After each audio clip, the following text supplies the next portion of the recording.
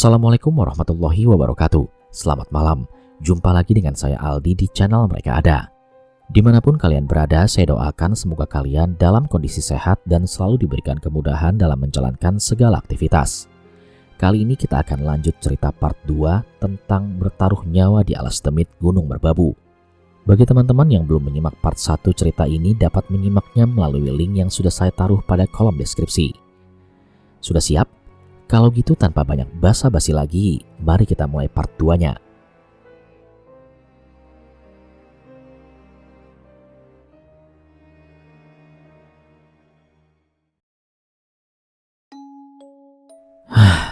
Bismillah, bisa, biar aku yang di depan, ucap Kelana pada Sanjaya dan Zafar.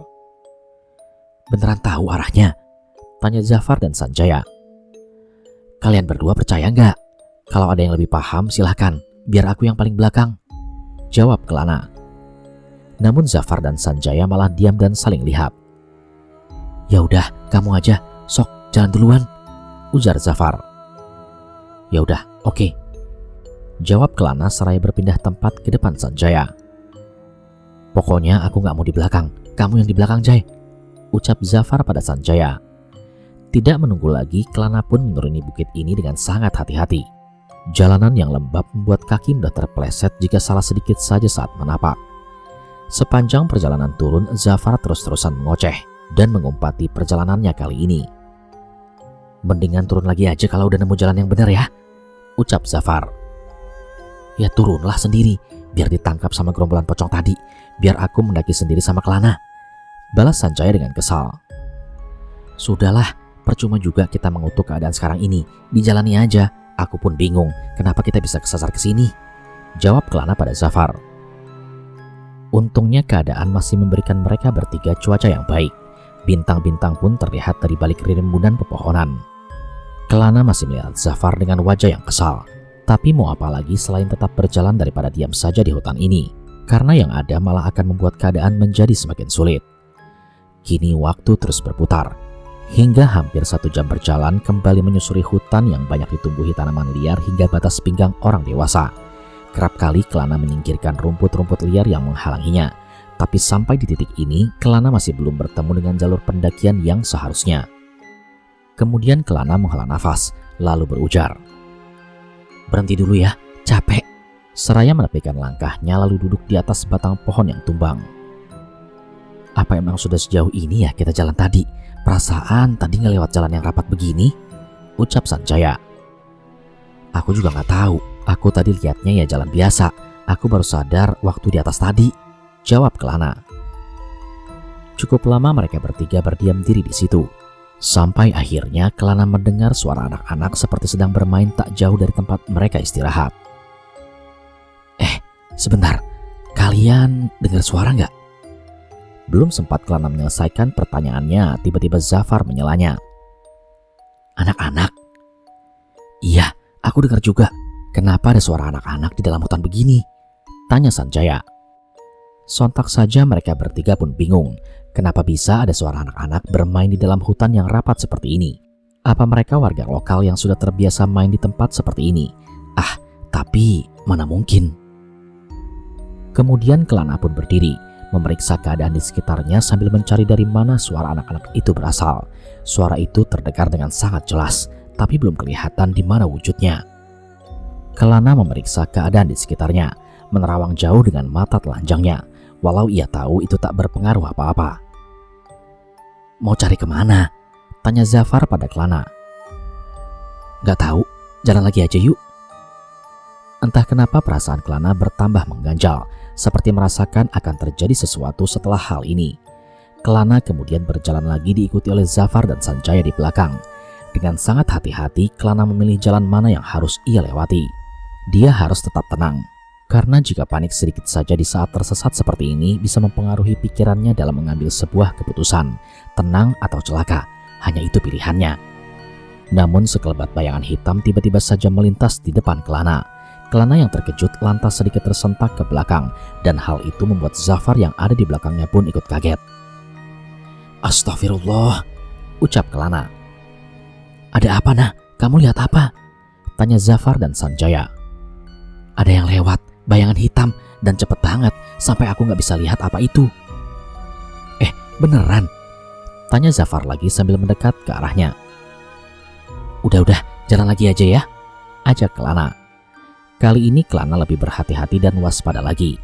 Di sisi lain suara anak-anak itu masih terdengar dengan sangat jelas. Kalau lihat apa-apa, terutama sesuatu yang aneh, ngomongin aja ya, nggak usah takut, ucap Kelana kepada kedua rekannya di belakang.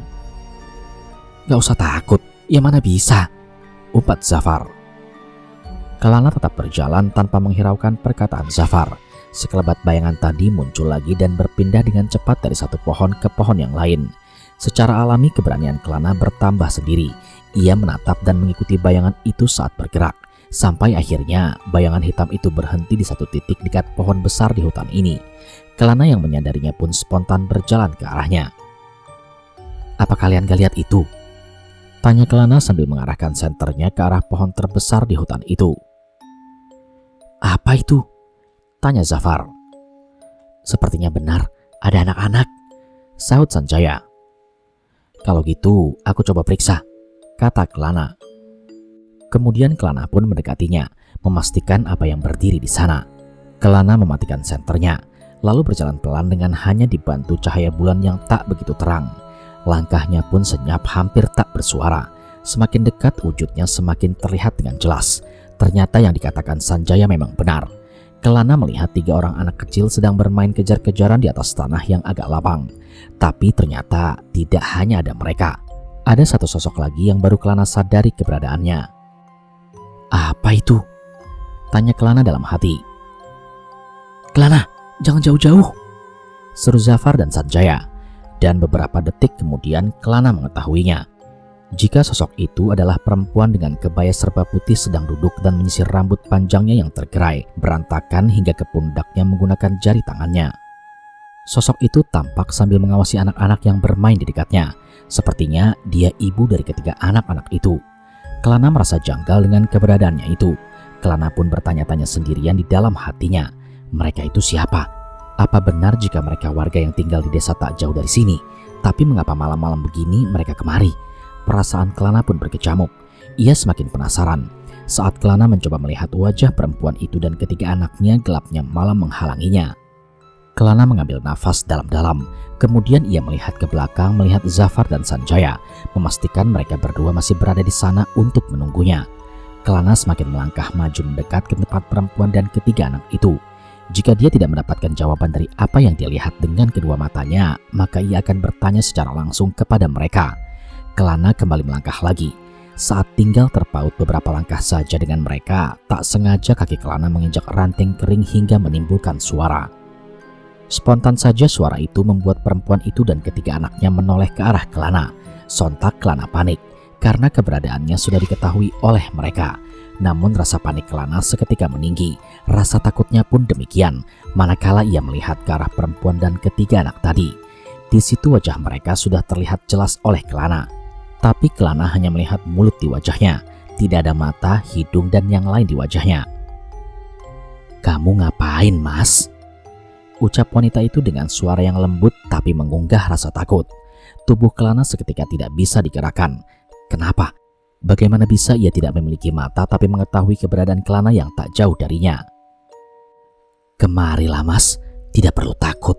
Kalau aku ingin mencelakaimu, dari sekarang tubuhmu bisa kutendang ke jurang sana.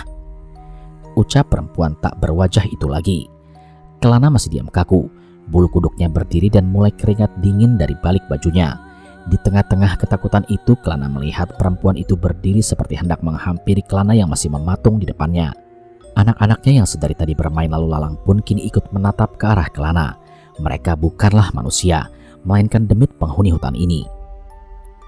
Kelana! Sanjaya dan Zafar memanggilnya dari kejauhan. Sosok perempuan tak berwajah itu kini semakin mendekat. Sosoknya semakin kelihatan, walaupun mengenakan pakaian berwarna putih, namun kulit di sekujur tubuhnya gosong dan penuh sayatan luka yang belum kering. Ya Allah, tolong aku. Apa yang perempuan ini inginkan dariku? Tubuh Kelana semakin bergetar, keringatnya mengalir deras dari balik bajunya. Perempuan itu perlahan mengangkat tangannya ke arah kepala Kelana. Ternyata kuku di tangannya teramat panjang dan berwarna hitam. Seketika aroma anyir menyengat dan membuat Kelana menahannya dalam diam. Tak berselang lama, Kelana merasakan tangan kasar itu menyentuh pipi kirinya dan turun hingga ke bahunya. Sekarang sosok perempuan tak berwajah itu hanya berjarak 1 langkah di depannya. Meski tak memiliki mata, tapi Kelana merasakan jika ia sedang memperhatikan dengan tatapan yang sangat menakutkan. "Kenapa? Kamu takut denganku? Meski kalau kamu lihat aku tidak punya mata, jangan kamu pikir aku tidak bisa melihat semua gelagatmu dari sini." Ucap sosok perempuan itu dengan nada tertawa, seolah sedang menertawakan kondisi Kelana yang mati kutu di depannya. "Mau apa kamu datang kemari? Hutan ini berbahaya bagimu dan teman-temanmu." Kelana berusaha menggelengkan kepalanya dan menggerakkan kakinya. "Kelana, kenapa lama banget sih?" Sebuah suara tiba-tiba terdengar keras di telinganya, disusul dengan tepukan di bahu kanan dari belakang. Ya, ternyata itu suara Sanjaya. Sanjaya menyusulnya. Tubuh Kelana berhasil digerakkan lagi saat Sanjaya datang. Kelana lantas memutar tubuhnya dan menyalakan senter yang ia bawa, lalu menarik Sanjaya agar cepat lari menjauh dari tempat itu. "Cepat pergi dari sini." Sebentar, emangnya ada apa, nah? Kenapa kamu tiba-tiba lari begini?" tanya Sanjaya dengan bingung. "Udah, nanti aku jelasin. Sekarang menjauh dulu dari sini." Mereka berdua kemudian berlari tunggang langgang menghampiri Zafar. Melihat kedatangan Kelana dan Sanjaya dengan wajah yang panik dan takut, Zafar pun bingung, lalu mencecarnya dengan berbagai pertanyaan. Apa Kelana? Kamu lihat apa?" tanya Zafar penasaran. "Anak-anak itu, di sana mereka nggak sendiri. Ada sosok perempuan di dekatnya dan apa Kelana?" sela Zafar. "Mereka nggak memiliki wajah," ucap Kelana. "Aduh, kamu jangan ngada-ngada ya," balas Zafar. "Buat apa aku bercanda atau membohongi kalian dalam keadaan seperti ini? Coba lihat sendiri kalau berani," ucap Kelana. Zafar sadar ada yang tidak beres dengan kedua temannya itu. Kelana menatap jauh ke arah tadi. Sosok perempuan itu dan ketiga anaknya kini menatap ke arahnya. Perempuan itu tertawa, mentertawai ketakutan Kelana, Sanjaya dan Zafar dengan suara yang keras mengisi seisi hutan. Kemudian Kelana mengajak kedua temannya berlari. Tidak berlari. Jalanan di depannya teramat terjal, sangat tidak mungkin jika berlari melewatinya.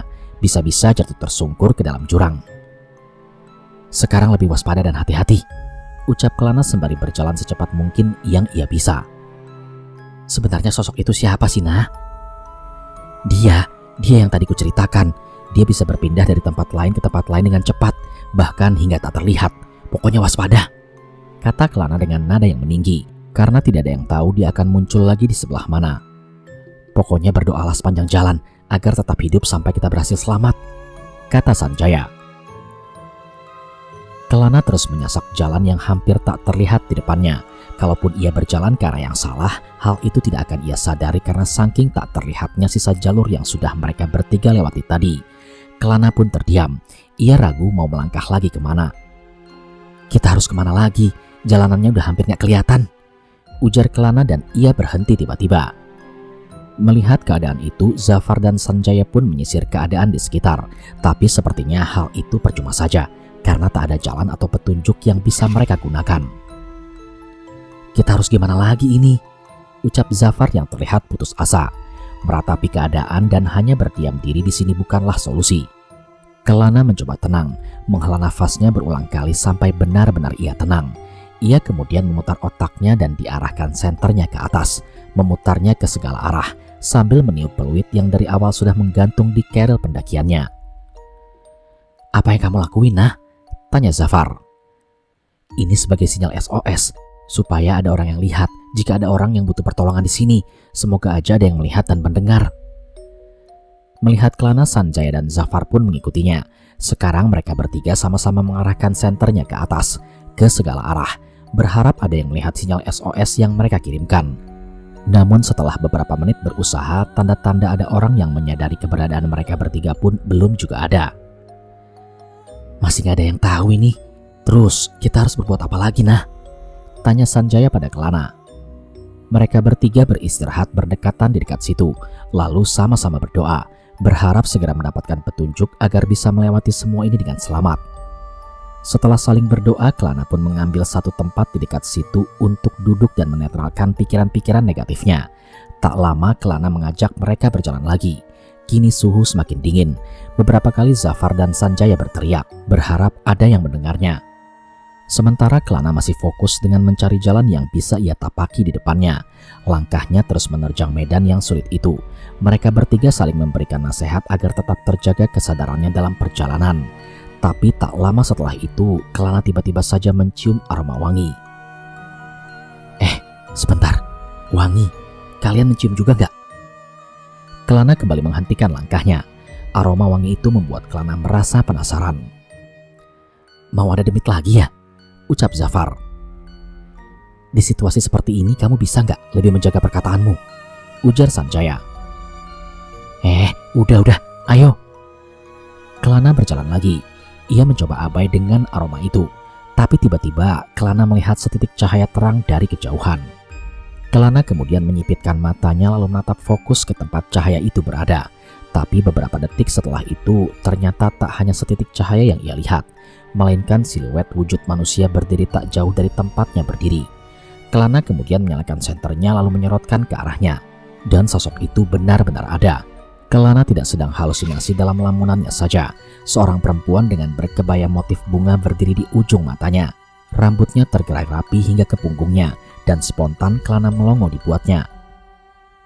Zafar, Jaya, kalian lihat gak? Ada gadis cantik di sana. Hah? Mana ada gadis cantik di hutan begini? Balas Zafar yang belum melihat gadis itu. Itu, coba lihat. Kata Kelana sambil menunjuk ke tempat gadis itu berada. Sebentar, kenapa bisa ada di sini? Jangan-jangan itu... Balas Sanjaya dengan curiga. Kelana, kamu gak curiga? Tanya Sanjaya.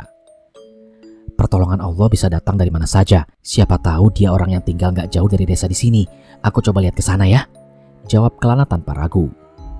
Kelana buru-buru berdiri, lalu datang menghampiri gadis itu. Namun baru 5 langkah saja kakinya terpleset jatuh ke tanah yang lebih rendah dengan kepalanya yang mendarat ke tanah terlebih dahulu. Aduh, teriak Kelana. Kan, ini tanda buruk, ucap Zafar. Udahlah, diam, cepat bantu aku, balas Kelana. Saat sudah bangun dan kembali ke posisi semula, Kelana melanjutkan niatnya, yakni menghampiri gadis cantik itu di ujung penglihatannya. Seo, aku ke gadis itu dulu, ucap Kelana sambil menyalakan senternya. Dengan senter yang ada di tangannya, Kelana melangkah dengan cepat, kemudian menyasak rerumputan yang menghalangi di depannya. Tak jauh dari sana, ia kemudian berjalan masuk ke dalam hutan di mana jarak antara pohon di dalamnya tidak terlalu jauh. Semakin masuk ke dalam hutan, wujud gadis itu semakin terlihat jelas. Mbak, panggil Kelana dengan suara yang pelan. Perlahan gadis itu menoleh ke arahnya, dan Kelana terkejut, seakan tak percaya jika dia benar-benar cantik. Kelana tak menyangka akan bertemu gadis cantik di dalam hutan belantara ini. Iya mas, kenapa? Ucap gadis itu dengan suara yang lembut, terdengar menenangkan di antara gelapnya malam di dalam hutan ini. Mbak, kamu ngapain di dalam hutan malam-malam begini? Kemudian gadis berparas cantik nan manis itu melemparkan senyum di antara cahaya senter yang disorotkan oleh Kelana. Tak henti-hentinya Kelana merasa takjub dengan kecantikannya yang sangat luar biasa. Saya mau pulang, jawabnya dengan lembut. Kalau masnya sedang apa di sini? Tanya gadis itu. Saya hendak mendaki, tapi saya tersesat. Mbak, kalau diizinkan, apa saya boleh pulang ikut ke rumah Mbak? Saya nggak tahu arah pulang, Mbak, atau jalan ke puncak. Mas mau ikut saya pulang? Ya kalau diperbolehkan, Mbak, jawab Kelana dengan wajah yang ingin dikasihani. Kemudian gadis itu mengangguk. Murni, panggil saya dengan nama Murni, ucap wanita itu. Murni? Bagus sekali namamu, cocok sekali nama itu untukmu, ucap Kelana. Murni hanya membalas ucapan Kelana dengan senyum yang terlukis di wajahnya. Sanjaya, Zafar, kemari, teriak Kelana. Mas beneran mau ikut saya pulang? Tanyanya sekali lagi. Iya mbak, kami gak tahu lagi siapa yang bisa menolong kami bertiga keluar dari hutan ini. Gak perlu panggil mbak, cukup Murni. Iya Murni, sementara aku dan kedua temanku ikut bersama kamu pulang ya. Ya minimal kami bertiga bisa keluar dari belantara hutan ini. Tapi jalan ke rumah saya berbahaya loh mas. Berbahaya? Iya, Mas mau ikut saya kan? Tanyanya sekali lagi. Kelana diam sebentar, lalu berpikir, jika Murni sebagai seorang perempuan saja bisa melewatinya, aku, Sanjaya dan Zafar pasti bisa melaluinya juga, pikir Kelana dalam hati saat itu. Iya gak apa-apa, tenang aja, kata Kelana. Tidak ada sedikit keraguan dalam benak Kelana. Baginya selain cantik, gadis ini bisa ia gunakan untuk menunjukkan jalan untuk kembali pulang. Pulang sama dengan rumah, kampung sama dengan keluar dari hutan. Begitulah rumus di dalam otak Kelana. Lagi pula dari tadi, ia dengan Sanjaya dan Zafar hanya menuruni bukit yang tak ketemu di mana ujungnya. Bisa jadi tanpa mereka bertiga sadari, langkahnya sudah dekat dengan perkampungan warga yang berada di lereng lain Gunung Merbabu. Sebelum jalan ada aturannya. Apa itu, Mbak? Sebelum sampai jangan sekali-sekali melihat ke arah belakang. Loh, kenapa begitu? Tanya Zafar karena perkataan Murni yang terdengar aneh. Kalian pengen selamat kan? Tanya Murni. Pertanyaan yang singkat namun mampu membuat Kelana, Zafar dan Sanjaya takut saat mendengarnya. Kayaknya ada yang gak beres nih, bisik Zafar. Udah, kita ikutin aja dulu. Yang penting kita keluar dari ketersesatan ini dulu. Urusan lain kita pikirin nanti, kata Kelana. Setelah sedikit berdebat, Kelana, Zafar dan Sanjaya pun sepakat. Mereka siap menjalankan pesan Murni. Posisinya masih sama, Kelana paling depan, diikuti Zafar dan Sanjaya berada di paling belakang. Dan urutan ini tak boleh dirubah posisinya saat di tengah jalan. Bagaimana, Mas? Tanya Murni pada Kelana. Kalau gitu Murni jalan duluan aja ya, jawab Kelana. Meskipun Kelana senang saat menatap senyum yang tergambar di wajah Murni, tapi ia tidak bisa membohongi perasaannya yang merasa takut saat itu. Murni kemudian melangkah dengan cepat. Kelana pun mengikutinya dari belakang. Matanya tertuju pada belantara di depannya dan juga Murni yang tanpa ragu melangkah di turunan yang sempit dan licin. Waktu itu angin bertiup agak kencang. Suara-suara hewan gunung pun semakin keras terdengar. Di titik ini perasaan Kelana menjadi semakin terasa tidak enak. Murni, jauh gak jarak ke rumahmu? Tanya Kelana. Ia berusaha menetralkan suasana dengan cara membangun percakapan dengan Murni. Deket, Mas, balas Murni. Nanti kalau masuk hutan di depan jangan berisik ya, Mas. Tahan dulu jika ingin berbicara. Murni semakin mempercepat langkahnya. Kelana, Zafar dan Sanjaya pun susah payah mengimbangi langkah Murni. Kini mereka sampai di sebuah hutan berkabut tipis yang hanya berbatasan dengan sebuah tanah yang agak lapang dari hutan sebelumnya. Suhu udara semakin dingin manakala Kelana, Zafar dan Sanjaya tiba di sini. Beberapa kali Kelana seperti melihat mata-mata yang memancar merah mengintip dari celah-celah pohon dan rerumputan liar. Gak usah dilihat, Mas, jalan terus aja, ucap Murni. Ramai banget di sini, ucap Sanjaya. Apanya, Jai?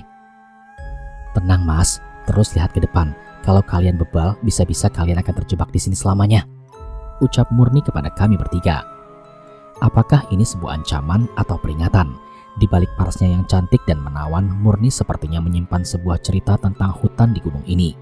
Medan kini berubah menjadi sebuah jalan setapak kecil dan diapit oleh pohon-pohon yang berjejar di kanan dan di kiri. Kelana tiba-tiba saja merasakan hawa yang tak asing baginya.